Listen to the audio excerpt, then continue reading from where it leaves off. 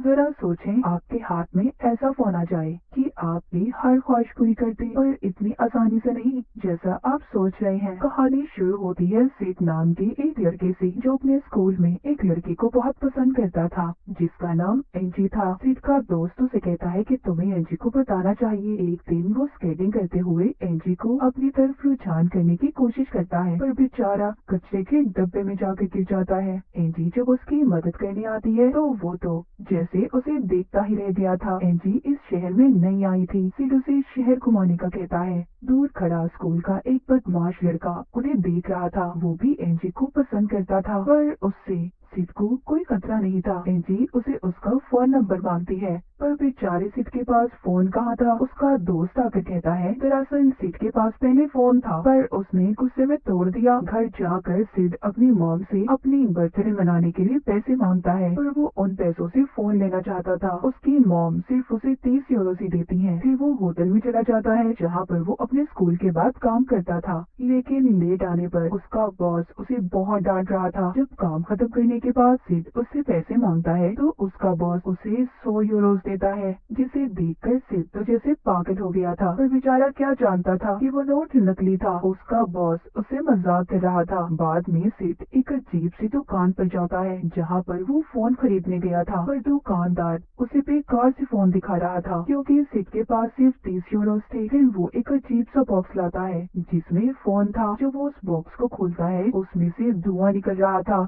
जिसमें चमकता एक लाल रंग का फोन था। वो फोन दिखने में थोड़ा अजीब था, उसके दो सींग भी थे। सिर्फ वो फोन देखते ही फौरन से उस दुकानदार को पैसे देता है, मगर बाद में पता चलता है कि वो फोन तो चल ही नहीं रहा था। सिड जब उस दुकानदार से अपने पैसे मांगता है, तो फोन खुद ब खुद चल पड़ा था और सिड की तस्वीर भी बना लेता है। जब दुकानदार ये देखता है कि फोन चलने लगा है, तो वो अब ये चाहता था कि सिड उसे फोन वापस दे दे। वो चलते फोन को देखकर सिड से फोन छीनने की कोशिश करता है, पर सिड फोन लेकर भाग गया था। उधर स्कूल में दिखाया जाता है, एक लड़की को बालों के एड के लिए चुन लिया गया था, जो एंजी की दोस्त थी, क्योंकि उसके बाल बहुत अच्छे थे। सिड जब उसके पास जाता है और एंजी को अपना नया फोन दिखाकर उससे उसका फोन नंबर मांग रहा था, तो वही लड़की जो एंजी की दोस्त थी उसका बहुत मजाक बनाती है। तभी सिड का फोन उस लड़की की तस्वीर खींच लेता है। उधर लैब में कुछ लड़के सिड की दोस्त का मजाक बना रहे थे। इस बात पर सिड से उनकी लड़ाई हो गई थी। टीचर इस लड़ाई पर सबको सजा देती है। तभी लैब में सिड का फोन खुद से एक लड़की को फोन करता है,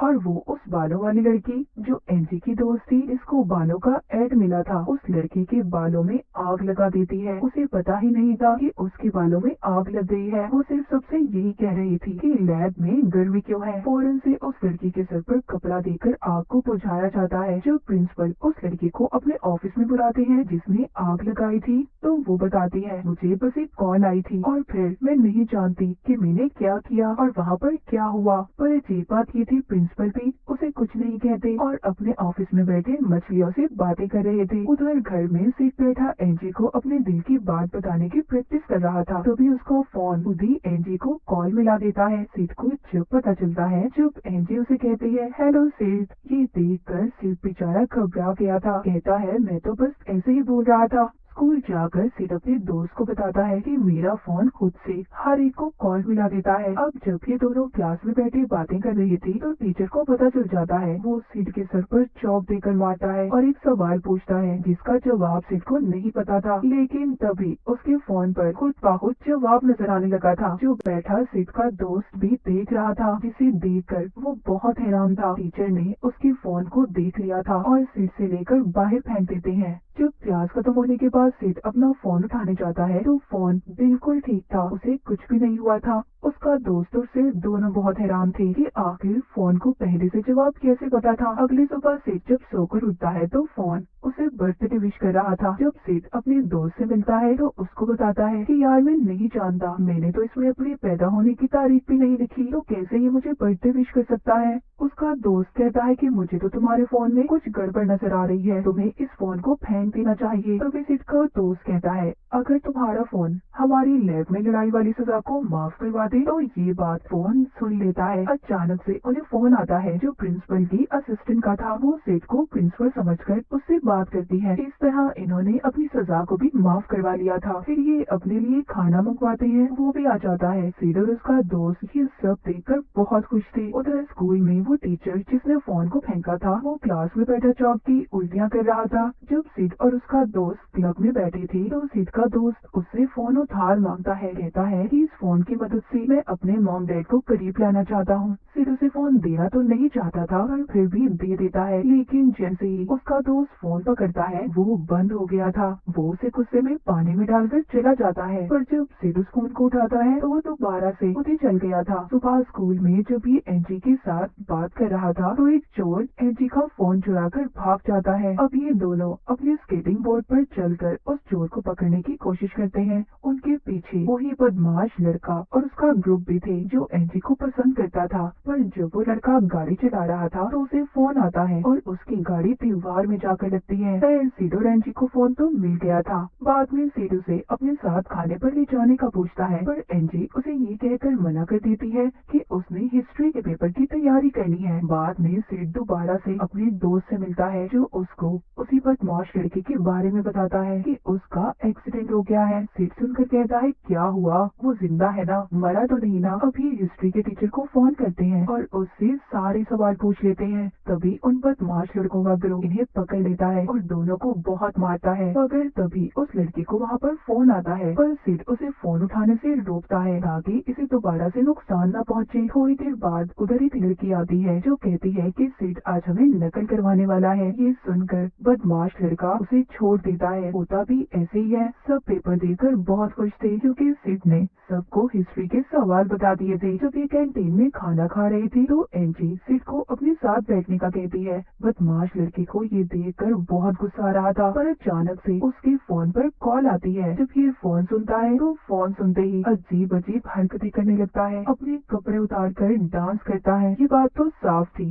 कि सब कुछ सिड का फोन उससे करवा रहा था। सिड की मॉम को भी ट्रिप की टिकट्स मिलती हैं। ये भी इसके फोन की वजह से ही था। जब ये अपनी जॉब पर जाता है तो वहाँ पर इसका बॉस इससे बदतमीजी करता है। सिड तो कुछ नहीं कहता और वहाँ से चला जाता है पर बाकी का काम इसके फोन ने कर दिया था। वो खुद से इसके बॉस को फोन करता है जिसके बाद बॉस अपने सर को गर्म तेल में डालकर डिस्को करने लगा था। अब सिड उस बदमाश लड़के के डैड की गाड़ी उधार लेकर एंजी को घुमाने ले जाता है। रास्ते में बदमाश लड़का जब ये देखता है तो उसे पता चल गया था कि ये गाड़ी तो उसके डैड की है। सिड एंजी को फिल्म दिखाने ले गया था। वहाँ पर एंजी को ये सारा कुछ बताता है कि गाड़ी उसकी नहीं है, वो अमीर नहीं है। पर एंजी को इस बात से कोई फर्क नहीं पड़ता था। जब सिड उसे अपने फोन के बारे में बताता है तो उसको याद आता है कि फोन तो गाड़ी में ही रह गया था। ये जाकर जब फोन लेने जाता है तो वहाँ पर बदमाश लड़का और उसके दोस्त पहले से मौजूद थे जो इसको बहुत मारते हैं और गाड़ी फोन दोनों लेकर चले गए थे। सिड वापिस आता है तो एंजी उसकी चोट को साफ करती है। उधर बदमाश लड़के की गाड़ी में जब सिड का फोन बजता है तो एक लड़का उठाता है। जैसे ही वो फोन उठाता है वो चलती गाड़ी से छलांग लगा देता है। उस वक्त तो उसे कुछ नहीं हुआ था पर तभी एक ट्रक आकर उसे मार देता है जिसके बाद पुलिस ने सिड और एंजी को गिरफ्तार कर लिया था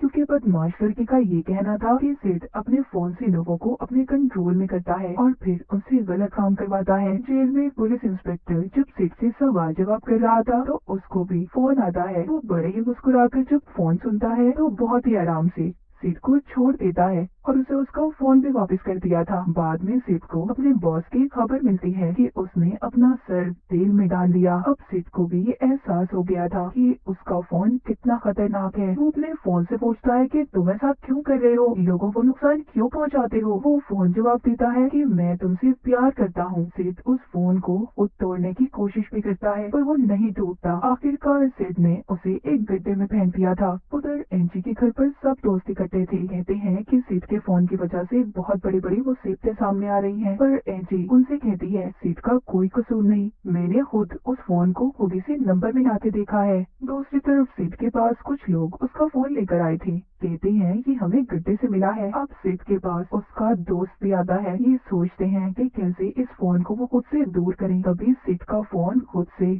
सिड को फोन करता है और कहता है कि अगला शिकार मेरा एंजी होगी। सिड को अब गुस्सा आ गया था। वो उसे कहता है ऐसा तुम कुछ नहीं करोगे। उधर एंजी के घर पर फोन बजता है। सब डर गए थे। तभी एंजी की दोस्त फोन उठाती है और हकलाने लगती है, मगर वो तो सबसे मजाक कर रही थी। फोन पर एंजी की मॉम थी जो उसे गैस बंद करने का कह रही थी। उसी वक्त एक और दोस्त के फोन पर फोन आता है। वो फोन के कंट्रोल में आकर चाकू से खुदी को मार लेती है। बदमाश लड़के ने उबलता पानी अपने सामने खड़ी लड़की पर फेंक दिया था। वहाँ पर एंजी का डॉग भी बदमाश लड़के के दोस्त को काटने लगता है। तभी सिड और उसका दोस्त जब वहाँ पर पहुँचते हैं तो बेचारी एंजी अपनी ही मॉम के साथ लड़ रही थी। वो जैसी तैसी एंजी की मॉम को बेहोश करते हैं। एंजी बताती है कि सबके सब मारे गए। वो अब मशीन में फोन को तोड़ने का फैसला करते हैं। बदमाश लड़का जो अभी भी फोन के कंट्रोल में था उसका रास्ता रोक लेता है। सिड उसका सामना करता है। बाकी के लोग मशीन का पासवर्ड सोचते हैं। वो बदमाश लड़का चेन सॉ उठाकर सिड को मारने वाला था, पर इसी उसमें खुद उसी की मौत हो जाती है। ये सब मशीन का पासवर्ड भी सोच लेते हैं। जब ये फोन को मशीन में डालते हैं तो फोन टुकड़े टुकड़े हो गया था, पर थोड़ी देर बाद खुद से अपनी असली हालत में आ जाता है। अब ये तीनों इसे लेकर अपने स्कूल में जाते हैं तो वहाँ जाते ही फोन एक ही साथ